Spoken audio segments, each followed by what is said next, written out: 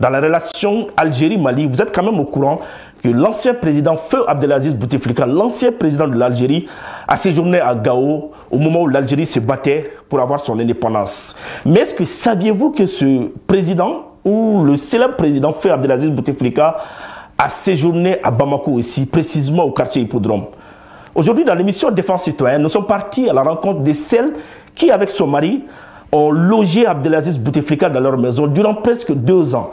Et vous allez même voir sa chambre, la chambre dans laquelle Abdelaziz Bouteflika a séjourné. Et cette maison a servi de base d'information. C'est à partir de cette maison que toutes les informations transitaient. Je ne vous en dis pas plus. Suivons cet entretien non seulement en français, mais aussi en bambara.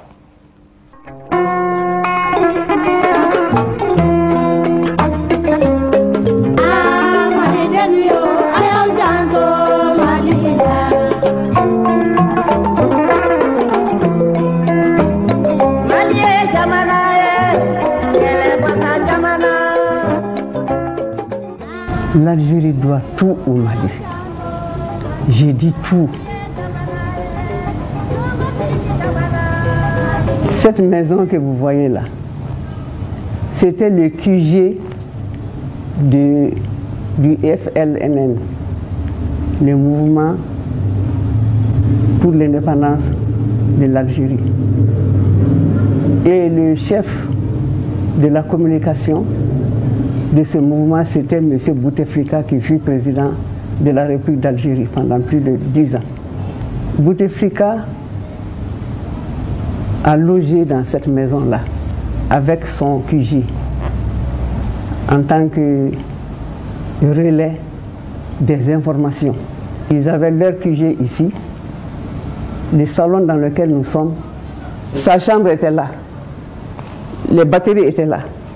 Les colonnes étaient dans la cour. Il m'a montré là, il dit là c'est ma chambre. Qui ça? Bouteflika. Ah oui. Il m'a montré cette chambre, il dit c'est là que je dors. Ça c'est ma chambre à moi. C'était la chambre de mon mari et moi. Il est décédé maintenant, que c'est moi seul qui suis là, avec mes petits-enfants. Un jour, mon mari et moi, nous sommes venus voir les lieux. Parce que quand tu donnes ta maison en location à quelqu'un, de temps en temps, il faudra passer voir ce qui se passe. Bouteflika lui-même en personne nous a reçus. Il nous a fait voir ses installations. Et mon mari, à l'époque, était le directeur de cabinet du ministre de l'Intérieur, Madera Keïta, Feu Madera Keïta, paix à leur âme. Il nous a reçus dans ce salon. Il n'y avait même pas de place parce qu'il n'y avait que des batteries. Le long du salon qui fait à peu près une dizaine de mètres carrés. Il n'y avait que des batteries. Il nous a fait faire voir toutes les installations. Et dans la cour, il y avait des pylônes.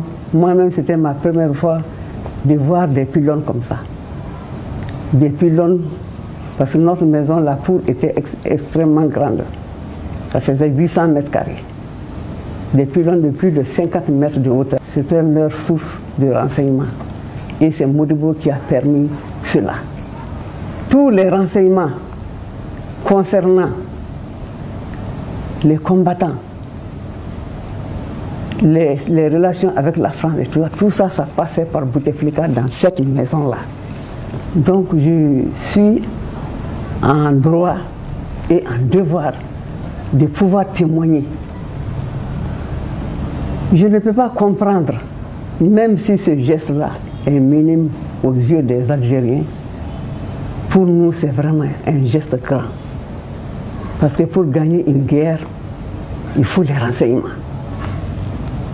Et ces renseignements partaient de Bamako, avec l'aval du président Modibo Keïta. Qu'est-ce que Modibo Keïta n'a pas fait pour les Algériens, pour leur indépendance? Et ça, c'est très peu, c'est minime. C'est minime. Les autres apports que Modibo et son gouvernement ont donné aux Algériens, je ne peux pas les citer tous. Il y a des secrets d'État que je ne connais pas. Mais il y en a eu beaucoup. Nous avons fait beaucoup pour l'Algérie. L'Algérie nous doit beaucoup. L'ingratitude, ça se paye. L'Algérie n'a pas le droit de nous attaquer. Au contraire, si nous étions attaqués par des ennemis, c'est l'Algérie qui devait, en principe, venir à notre secours. Nous sommes surpris, le peuple malien est surpris de l'attitude de l'Algérie. Nous sommes très très surpris. Il y a encore quelques personnes vivantes qui sont au courant de tout ce que le Mali a fait pour l'Algérie. Nous, on s'en remet au Tout-Puissant. On s'en remet au Tout-Puissant. Nous avons fait beaucoup pour l'Algérie, je le dis haut et fort. Ils ont été des ingrats vis-à-vis de nous, vis-à-vis du peuple malien. Ça, je le dis haut et fort.